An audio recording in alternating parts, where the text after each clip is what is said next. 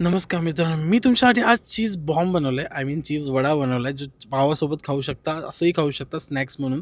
सुरुवातीला काय केलं, उकडलेल्या बटाट्याला स्मॅश करून घेणार आहे आणि त्याच्यामध्ये चॉप केलेली मिरची, चॉप केलेला कांदा, चॉप केलेली कोथिंबीर हे सगळं ॲड करतो आहे. ग्रेट केलेलं चीज टाकलं मग थोडी हळद टाकली त्याच्यामध्ये लाल तिखट टाकतो, धने जिरा पावडर टाकतो त्यानंतर त्याच्यामध्ये टाकली थोडी काश्मीरी मिरची, थोडंसं ॲड करतो याच्यामध्ये चवीनुसार मीठ, चाट मसाला आणि हे सगळं टाकल्यानंतर मिक्स करून घेतो आपली आतली फिलिंग तयार होणार आहे.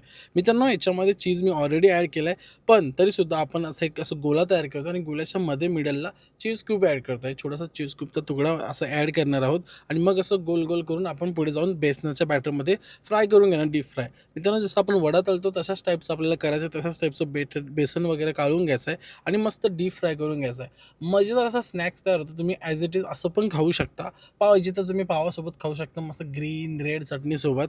हा थोडा वेस्टर्न टाईपचा वडापाव असणार आहे. सो प्लीज असं नका बोलू की वडापावची वाट लावली वगैरे, असं काही नाही आहे. एक डिफरंट स्टाईलचं ट्राय केलं आहे. मजेदार अशी रेसिपी आहे. ज्यांना कोणाला स्नॅक्स वगैरेमध्ये खायचं असेल नक्की खाऊ शकता. मस्त चव लागते. एकदा ट्राय करून बघा. मला सांगा कसं झालेलं. एकदम सिंपल रेसिपी आहे. तुम्हाला आवडेल कारण का 15-20 मिनिटामध्ये बनतात आणि मग तुम्हाला क्रेझी काहीतरी खायला मिळतं. सो एकदा नक्की ट्राय करा आणि मला सांगा कसं झालेलं.